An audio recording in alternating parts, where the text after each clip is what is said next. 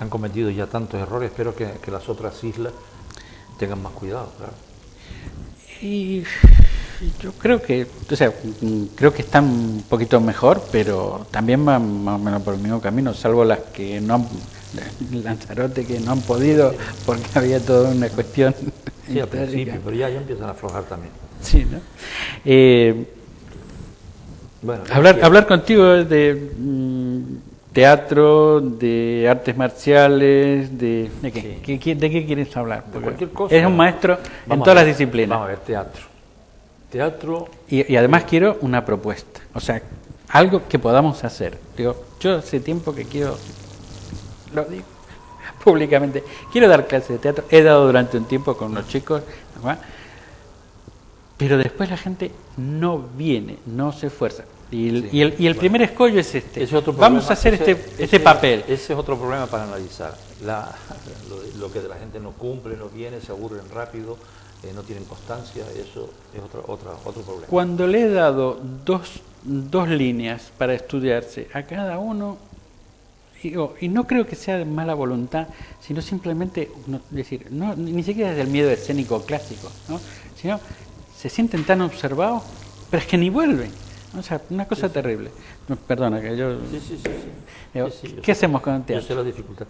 No, lo que yo te puedo contar es que durante varios años yo he sido uno de los directores responsables de un centro de acogida de delincuentes, de jóvenes delincuentes, pero duros, porque el primer caso que yo me ocupé de él había asesinado a su padre de 7 puñaladas.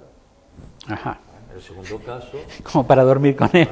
El segundo caso había sido una chica que había matado a su padre y a su madre con el fusil de casa. El tercer caso fue un chico de América del Sur que saltó el muro del vecino, de la vecina, la violó y la estranguló. Pero fíjate qué cosa curiosa, este último se hizo después educador especializado, se dedica a la educación de jóvenes delincuentes, se ha casado y lleva una vida perfecta.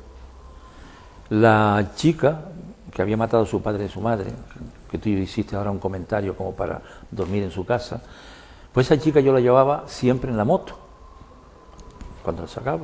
Y mis amigos me decían, ¿pero tú no tienes miedo? Y yo decía ninguno. ¿No? Ninguno, no tenía ningún miedo porque esa chica no puede decir es una asesina.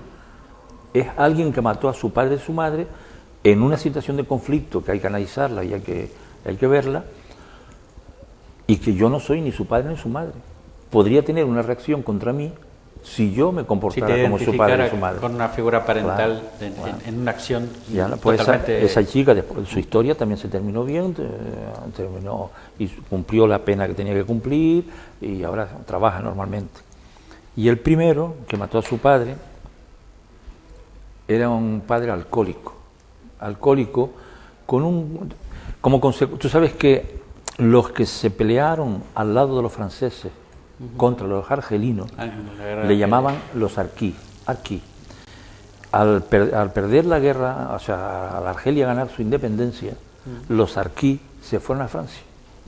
Y ahí el gobierno francés, para agradecerle su ayuda, pues le dio terreno, le dio fincas, le dio cosas para que las explotaran. Pero por lo visto el padre de este chico, lo de ser arquí, no lo vivió muy bien, porque ni se sentía querido por los argelinos, ni estaba integrado a la sociedad francesa. Y se metió en una espiral de alcoholismo. Pero una espiral de alcoholismo tan macho, que le daba unas palizas horrorosas a su mujer. Hasta el punto de que su mujer, para mantener el equilibrio, se puso a beber también. Y entonces este chico era testigo continuo de peleas sangrantes de su padre con su madre.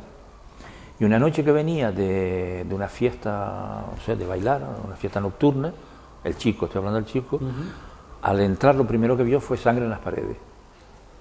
Y entonces vio que su padre estaba dándole una paliza de muerte a la madre.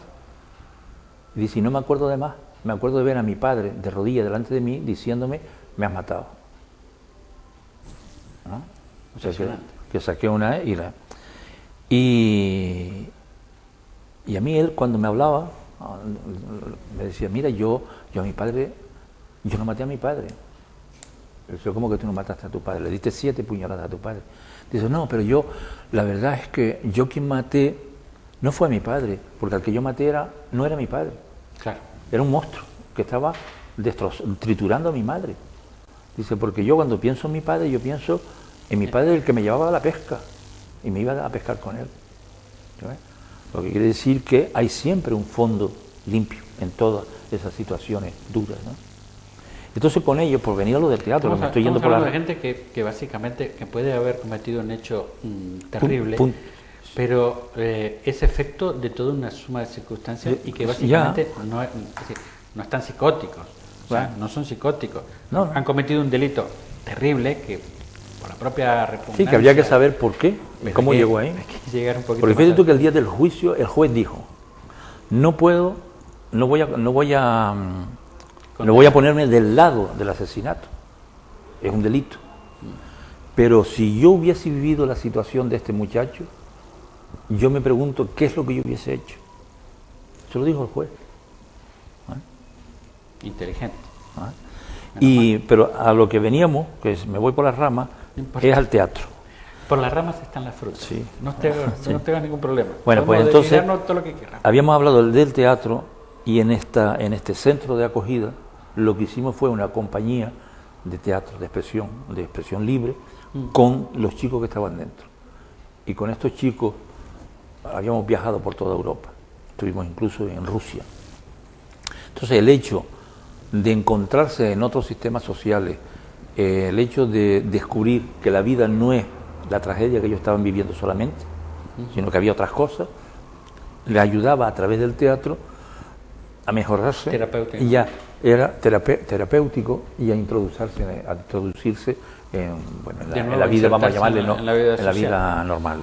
¿Y cómo hacían para arreglarse con los idiomas? Porque así a bote pronto me pongo a pensar, bueno, de esa gente hablaría su idioma. Hablaba francés y hablaba español, la mayoría, ¿no? Pero no, lo que hacíamos era mucho espectáculo, donde lo importante era la expresión corporal. Ajá, muy bien. Y el lenguaje era más visual que verbal. Y cuando por ejemplo, unas piezas de espectáculo que se llamó La historia de Benoit, Benoit era un niño que escribí yo, pues lo hablábamos en español, pero lo mismo que hablábamos en español en otras circunstancias, en otras secuencias del espectáculo, salía en francés. O sea que la gente, aunque lo oyera al español, sabía que esa frase iba a venir en francés en otro sitio. Sin embargo, en Rusia, donde hablaba ruso o nadie te entendía, el espectáculo que se montó es en lo que le llaman en Francia Grémelo, o sea que la gente hablaba un lenguaje inventado. ¿Ah? Magnífico. Hablaban un lenguaje así. Y claro, ese lenguaje inventado no lo entendía nadie, ni los rusos ni los franceses, era un lenguaje inventado. Que te exige muchísimo más expresión.